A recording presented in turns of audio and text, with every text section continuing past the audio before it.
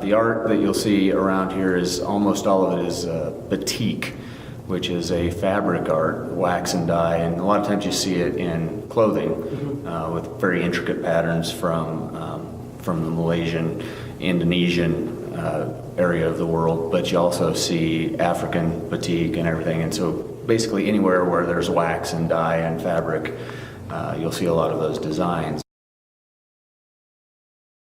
All of the show is pretty well inspired by kind of the combination of how geometry and what I call gesture or flow come together. And my kids are not the ones that, although my daughter is Tobin, who's featured down there, but my kids do dance at the High Country Conservatory of Dance and Music in South Fort Collins. We spend a lot of time there, and we spend a lot of time in recitals and showcases and those kind of things. And I used to fill sketchbooks with just gesture drawings using a brush pen and playing with that. And then I found an app called Paper for my iPad and got a little stylus, and so I don't waste as much paper that way and don't go through as many ink pens and all that.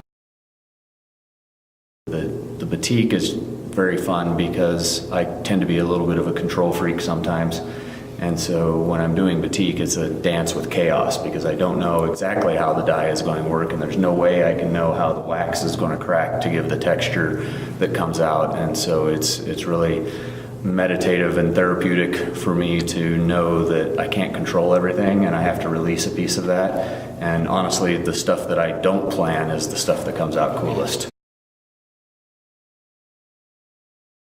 I have a drawing of the Kabbalah Tree of Life geometry that is all based on the ratio of phi, which is the golden mean, and I did an overlay of that in a rectangle proportion around that, and then I found some photo references and those things and just was playing around with how things fit and don't fit into that geometry. And our bodies are created on that scale, and the novelist shell is created on that scale, and a spiral galaxy is created on that scale. So it's just kind of playing with the idea of, are things beautiful because they fit that scale, or do they fit that scale because they're beautiful, or just where do we resonate with things in terms of how we design versus how things just kind of happen.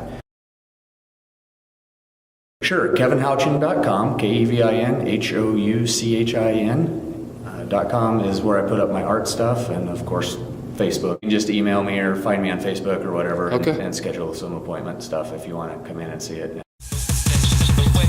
Hold on, hold on.